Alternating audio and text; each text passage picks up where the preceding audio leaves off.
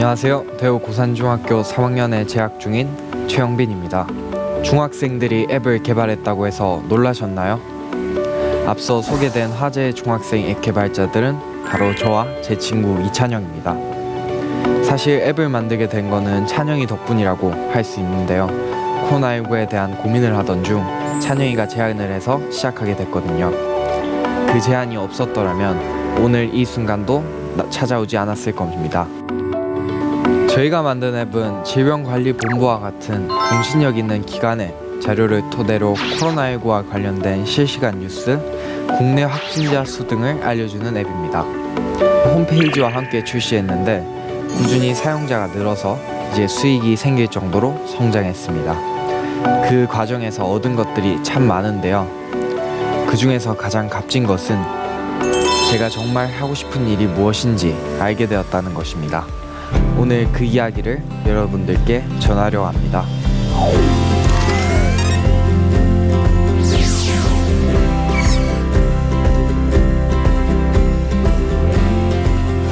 제가 앱을 만들었다고 하면 사람들이 오해하는 게 있어요. 하루 종일 컴퓨터 앞에 앉아서 개발만 하겠지. 코딩 천재인가 봐. 어렵고 복잡한 코딩 솔직히 잘 모르겠고요. 그저 게임 좋아하는 평범한 중학생입니다. 그런데 어떻게 앱을 개발할 수 있었냐고요? 두려움 때문이었습니다.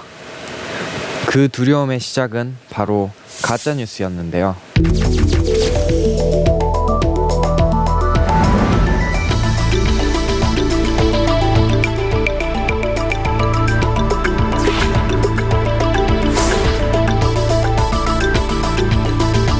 (315명이) 확인되었고 1,137명, 6,284명, 8,236명, 16,670명입니다.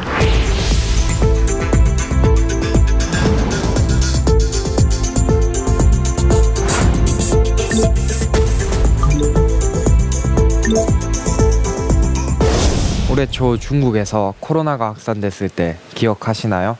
아직 국내에는 확산되지 않았을 때라 질병관리본부의 코로나 사이트도 없었고 정보가 정말 부족했어요.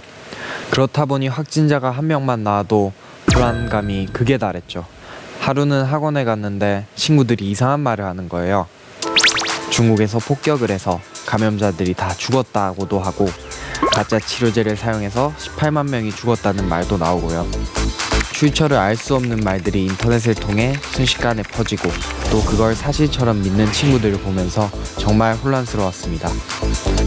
실제로 당시 통계를 보니까 가짜뉴스 관련 키워드가 6만 5천 건에 달했고 이와 관련된 스팸 메시지도 1만 건에 달했는데요. 문제는 가짜뉴스로 인한 공포가 인터넷사에서 끝나는 게 아니라 실제 중국인을 향한 인종차별 행위까지 이어진다는 건데요. 한 음식점에서는 출입문에 중국인 출입 금지 안내문을 써붙이기도 하고 청와대 국민청원 게시판에 중국인 입국 금지 요청 청원이 올라오기도 했습니다. 가짜뉴스로 인한 혼란과 두려움이 결국은 더 큰 재난으로 이어질 수도 있겠다.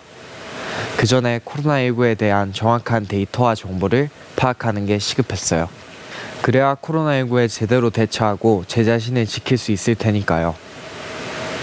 평소 재난 상황에도 관심이 많았던 편이라 우리가 할 수 있는 게 무엇이 있을까 혼자 구상 중이었는데 마침 찬영이도 비슷한 고민을 하더라고요.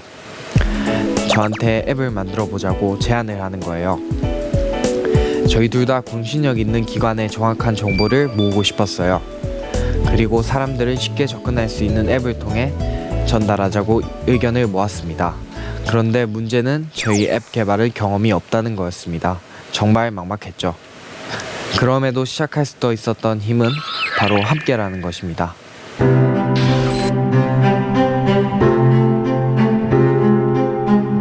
둘이 힘을 합치면 못할 게 뭐가 있어. 부딪혀보자. 그렇게 시작했던 것 같아요. 저희는 가장 먼저 역할을 분담했습니다. 저는 웹사이트 컨텐츠 개발을 맡았어요. 코딩 기술은 부족해도 앱에 대한 관심도 있고 제가 찬영이에 비해 컴퓨터를 더 잘 다뤘거든요. 또 딱 한 번이지만 작년에 과제물 사이트를 만들어 본 경험이 있어요. 데이터 수집과 업데이트도 만만치 않았는데요. 이 부분은 찬영이가 맡았습니다. 하지만 역시 쉽지는 않았습니다.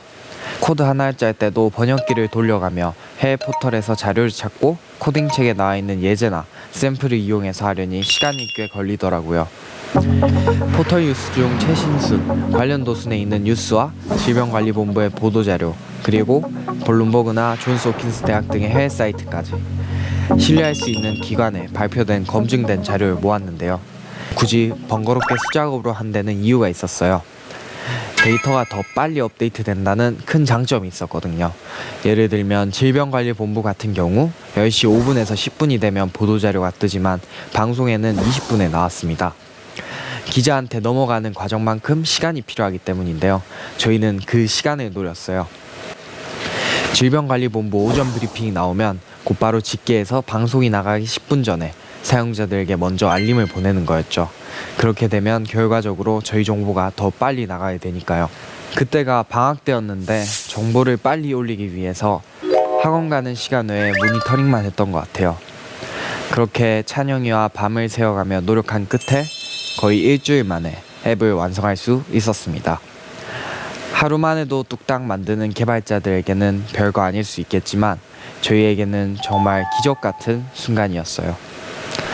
저희 힘으로 앱을 만들었다는 것이 뿌듯하기도 했고 무엇보다 코로나19에 대해 정확하게 파악할 수 있다는 사실이 안심이 되더라고요.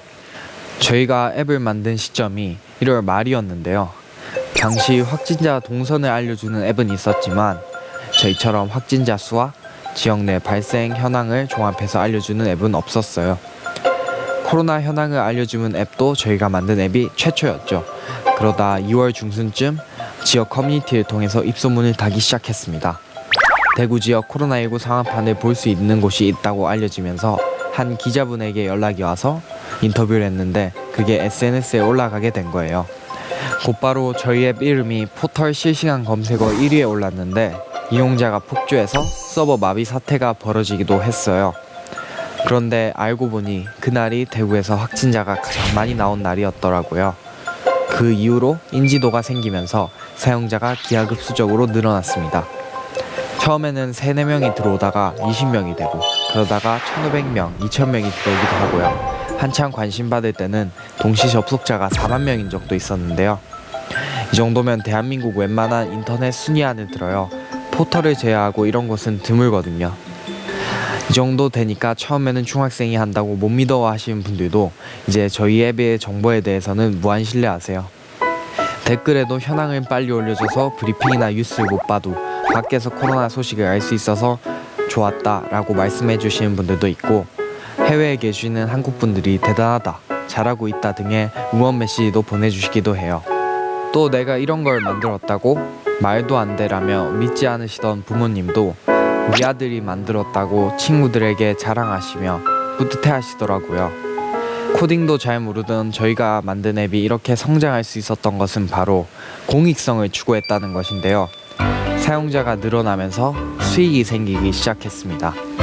초반 15일 동안 이용자가 100만 명 정도 됐는데 뜻하지 않게 배너 광고로 150만 원 정도의 수익을 얻게 됐어요. 이걸 어떻게 사용해야 할까 고민하는데 용돈으로 쓰는 건 아닌 것 같은 거예요. 애초에 사람들에게 정확한 정보를 알려주자는 게 목적이었지 돈을 벌려는 욕심에서 시작한 건 아니었으니까요.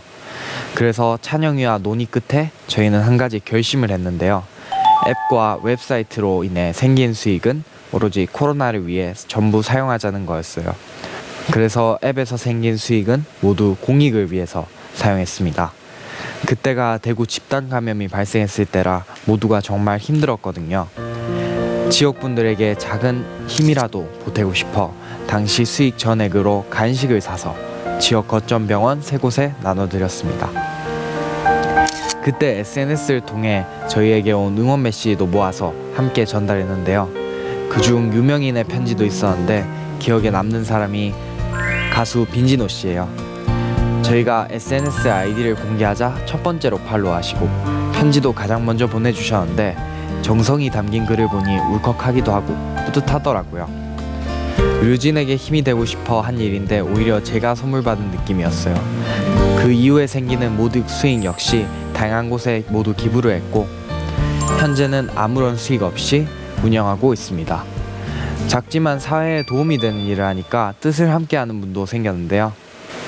한 TV 프로그램에서 코로나19 영음으로 뽑혀 기부금을 받기도 하고 또 같이 기부하고 싶다고 연락 오는 분들도 계세요. 한 번은 제가 저희 사이트에서 쓰고 있는 호스팅 업체나 스타트업 회사에 이용자들이 많아서 트래픽 비용을 어떻게 지불하면 되나 문의를 한 적이 있는데 그쪽에서 공익적인 일을 하시니까 지원해 주시겠다고 하셔서 지금은 거의 무상으로 지원받고 있습니다. 그래서 운영하는데 큰 돈이 들지 않아요. 앱과 웹사이트에서 생긴 수익을 모두 기부하는 데 사용하자는 저희의 결심이 실천할 수 있었던 것은 모두의 뜻을 함께 해주시는 분들 덕분입니다. 앱 개발을 통해 얻은 가장 큰 수익이 무엇이었을까요? 바로 경험이었습니다. 사실 이러한 일은 저 같은 중학생이 쉽게 할 수 있는 것은 아니잖아요. 저는 지금의 이 경험이 제 삶의 큰 자산이 될 거라 믿습니다. 물론 그 과정에서 어려움도 있었지만 결국에 저희는 그 노력을 결실을 맺었고 그 수익을 좋은 곳에 사용하다 보니까 예상치 못하게 경험도 쌓아가고 있어요. 선행이 선행으로 이뤄지는 앱의 선순환을 지켜보면서 좋은 앱의 영향력과 그 힘을 느낍니다. 저희가 만든 앱이 그랬듯 사람들에게 도움이 되고 더 나아가 사회에 조금이라도 보탬이 될 수 있는 새로운 것들을 앞으로 꾸준히 개발해보고 싶습니다. 하지만 저를 앱 개발자라는 말로 한정 짓고 싶지는 않아요. 앱 위에도 사람들이 사용하는 플랫폼은 다양하니까요. 어떤 정보와 서비스를 전달하느냐에 따라 앱을 개발할 수도, 웹사이트를 만들 수도, 또 기존에 없던 소셜미디어가 될 수도 있겠죠. 그래서 이런 제 꿈에 스스로 이름을 붙여보았는데요. 바로 플랫폼 프로듀서입니다.